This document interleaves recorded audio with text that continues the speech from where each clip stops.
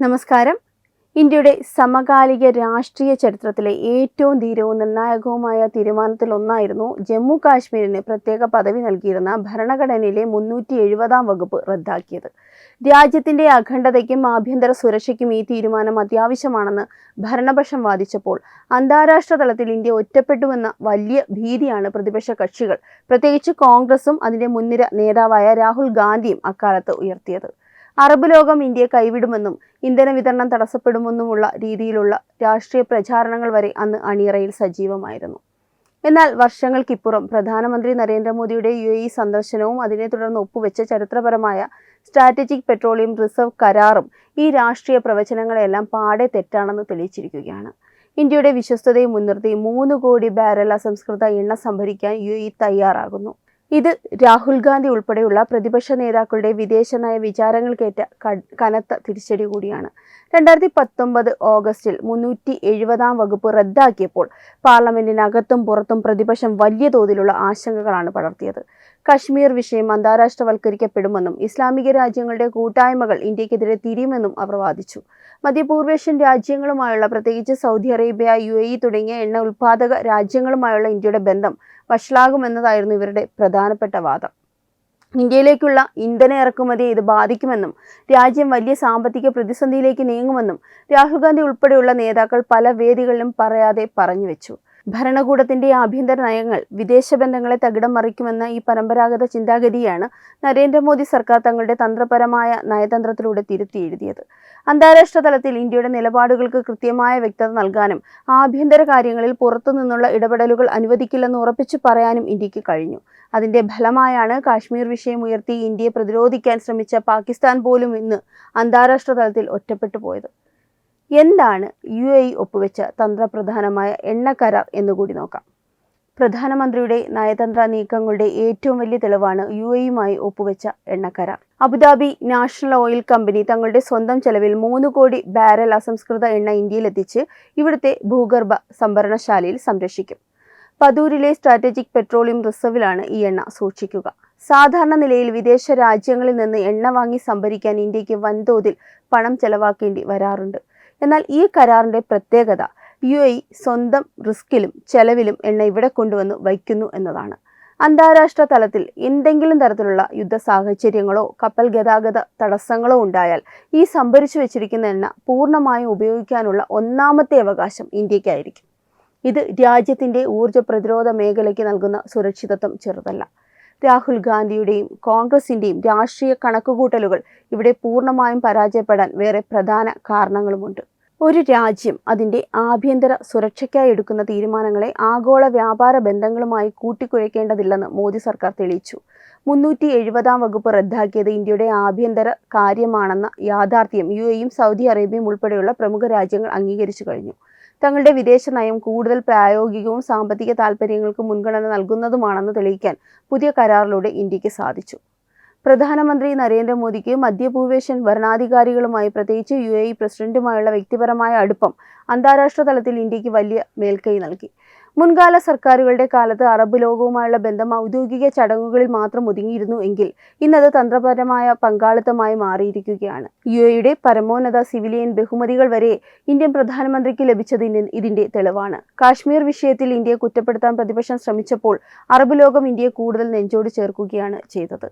കാശ്മീർ വിഷയത്തിൽ അറബ് രാജ്യങ്ങളുടെ പിന്തുണ നേടാൻ പാകിസ്ഥാൻ പരമാവധി ശ്രമിച്ചിരുന്നു. എന്നാൽ ഇന്ത്യയുടെ സാമ്പത്തിക ശേഷിയും വിശ്വസ്തതയും തിരിച്ചറിഞ്ഞ UAE പോലുള്ള രാജ്യങ്ങൾ പാകിസ്ഥാന്റെ വാദങ്ങളെ പൂർണ്ണമായും തള്ളി പറഞ്ഞു.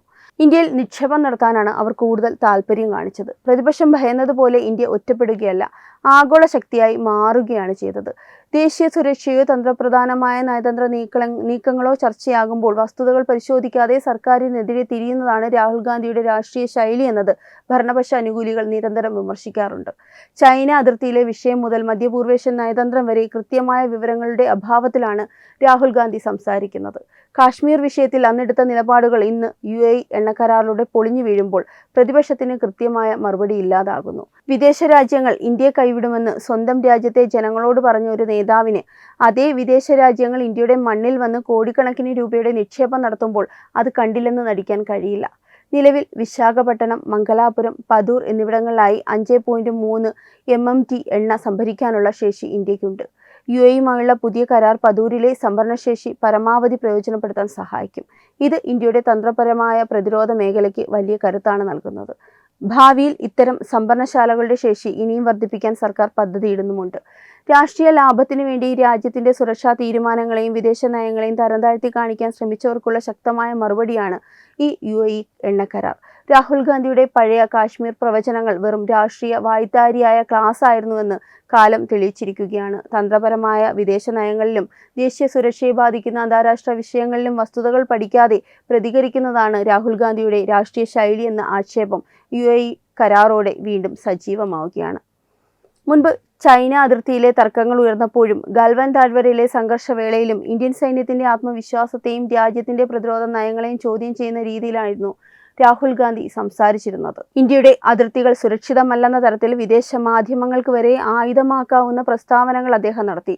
കാശ്മീർ വിഷയത്തിൽ അറബ് ലോകം ഇന്ത്യയെ ഒറ്റപ്പെടുത്തുമെന്ന് പ്രവചിച്ച അതേ അപക്വത തന്നെയാണ് ചൈനീസ് അതിർത്തി വിഷയത്തിലും ഡോക്ലാം പ്രതിസന്ധി ഘട്ടത്തിലും നാം കണ്ടത്.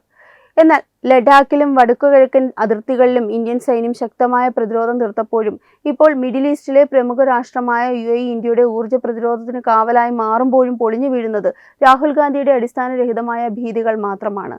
സ്വന്തം രാജ്യത്തിന്റെ നയതന്ത്ര വിജയങ്ങളെ അംഗീകരിക്കുന്നതിന് പകരം വിദേശ മണ്ണിൽ പോയി രാജ്യത്തെ അപകീർത്തിപ്പെടുത്തുന്ന സമീപനമാണ് പലപ്പോഴും രാഹുൽ ഗാന്ധിയിൽ നിന്ന് ഉണ്ടാകാറുള്ളത്. ലണ്ടനിലും അമേരിക്കയിലും നടത്തിയ സന്ദർശന വേളകളിൽ ഇന്ത്യയിലെ ജനാധിപത്യം അപകടത്തിലാണെന്നും ന്യൂനപക്ഷങ്ങൾ സുരക്ഷിതരല്ലെന്നുമുള്ള തരത്തിൽ അന്താരാഷ്ട്ര സമൂഹത്തിനു മുന്നിൽ ഇന്ത്യ അപമാനിച്ച് മോശമായി ചിത്രീകരിക്കാൻ അദ്ദേഹം ശ്രമിച്ചിരുന്നു. ഇസ്ലാമിക രാജ്യങ്ങളുമായുള്ള ഇന്ത്യയുടെ ബന്ധം തകരുമെന്ന ഭയപ്പെടുത്തലുകൾ ഇതിന്റെ ഭാഗമായിരുന്നു. എന്നാൽ നരേന്ദ്രമോദി ഭരണത്തിന് കീഴിൽ ഇന്ത്യയുടെ ജനാധിപത്യ മൂല്യങ്ങളെയും സാമ്പത്തിക വളർച്ചയും അറബ് ലോകം എത്രത്തോളം ബഹുമാനിക്കുന്നു എന്നതിന്റെ തെളിവാണ് UAEയിൽ നിർമ്മിക്കപ്പെട്ട പ്രമുഖ ക്ഷേത്രവും ഇപ്പോൾ ഒപ്പുവെച്ചിരിക്കുന്ന തന്ത്രപ്രധാനമായ എണ്ണ സംഭരണ കരാറും. വിദേശ രാജ്യങ്ങളിൽ പോയി സ്വന്തം സർക്കാരിനെതിരെ രാഹുൽ ഗാന്ധി നടത്തിയ എല്ലാ പ്രചരണങ്ങൾക്കുമുള്ള ശക്തമായ മറുപടിയാണ് മിഡിൽ ഈസ്റ്റിൽ നിന്ന് ഇന്ത്യയിലേക്ക് ഒഴുകുന്ന ഈ 3 കോടി ബാരൽ ഇന്ധനം. ദേശീയ സുരക്ഷയ്ക്ക് നിർണായകമായ വലിയ പ്രതിരോധ വാണിജ്യ കരാറുകളെ കണ്ണടച്ച് എതിർക്കുക എന്നത് രാഹുൽ ഗാന്ധിയുടെ സ്ഥിരം രാഷ്ട്രീയ അടവ് കൂടിയാണ്.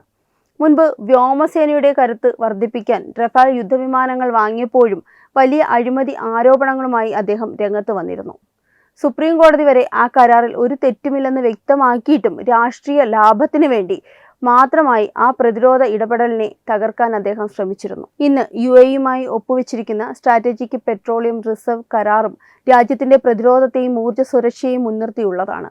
റഫാൽ വിമാനങ്ങൾ ഇന്ത്യൻ ആകാശത്ത് കാവലൊരുക്കിയതുപോലെ പദൂരിലെ ഭൂഗർഭ സംഭരണശാലയിലെ UAEയിലെ എണ്ണ രാജ്യത്തിന്റെ ഊർജ്ജ മേഖലയ്ക്ക് പ്രതിരോധ കവചമൊരുക്കും. ഗൾഫ് രാജ്യങ്ങളുമായി ഇന്ത്യ പുലർത്തുന്ന തന്ത്രപരമായ പങ്കാളിത്തം അവിടുത്തെ ലക്ഷക്കണക്കിന് വരുന്ന ഇന്ത്യൻ പ്രവാസികളുടെ സുരക്ഷയ്ക്കും അത്യന്താപേക്ഷിതമാണ്. മോദി സർക്കാരിന്റെ വിദേശ നയം കാരണം UAE പോലുള്ള രാജ്യങ്ങളിൽ ഇന്ത്യൻ പ്രവാസികൾക്ക് ലഭിക്കുന്ന പരിഗണന വളരെയധികം വലുതാണ്.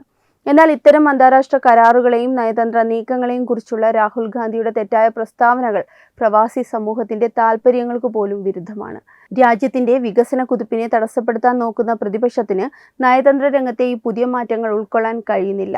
കാശ്മീർ വിഷയത്തിൽ ഇന്ത്യയുടെ പരമാധികാരത്തെ ചോദ്യം ചെയ്ത പാകിസ്ഥാൻ ഇന്ന് സാമ്പത്തികമായി തകർന്ന് എണ്ണയ്ക്കായി പരക്കം പായുമ്പോൾ ഇന്ത്യ തങ്ങളുടെ മണ്ണിൽ വിദേശ രാജ്യങ്ങളുടെ ചെലവിൽ കോടിക്കണക്കിന് ബാരൽ എണ്ണ സൂക്ഷിക്കുന്ന വൻ ശക്തിയായി മാറുകയാണ്.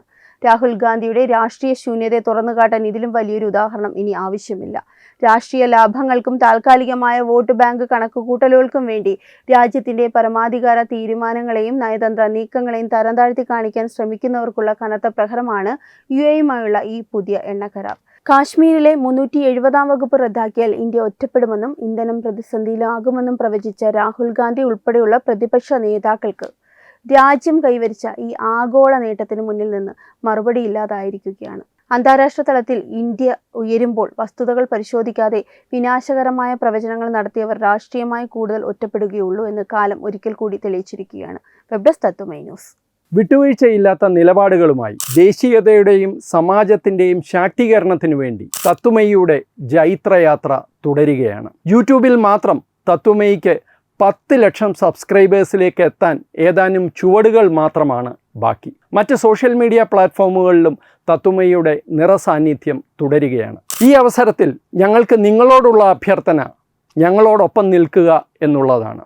നിങ്ങൾ ഉപയോഗിക്കുന്ന ഏത് സോഷ്യൽ മീഡിയ പ്ലാറ്റ്ഫോം ആണെങ്കിലും ഞങ്ങളുടെ വരിക്കാരാകുക, ഞങ്ങളെ സബ്സ്ക്രൈബ് ചെയ്യുക, നിങ്ങളുടെ സുഹൃത്തുക്കളിലേക്ക് തത്വമയിയുടെ ഈ സന്ദേശം പ്രചരിപ്പിക്കുക. ഞങ്ങളോടൊപ്പം നിൽക്കൂ, രാഷ്ട്രത്തോടൊപ്പം നിൽക്കൂ, ദേശീയതയ്ക്കൊപ്പം സഞ്ചരിക്കൂ.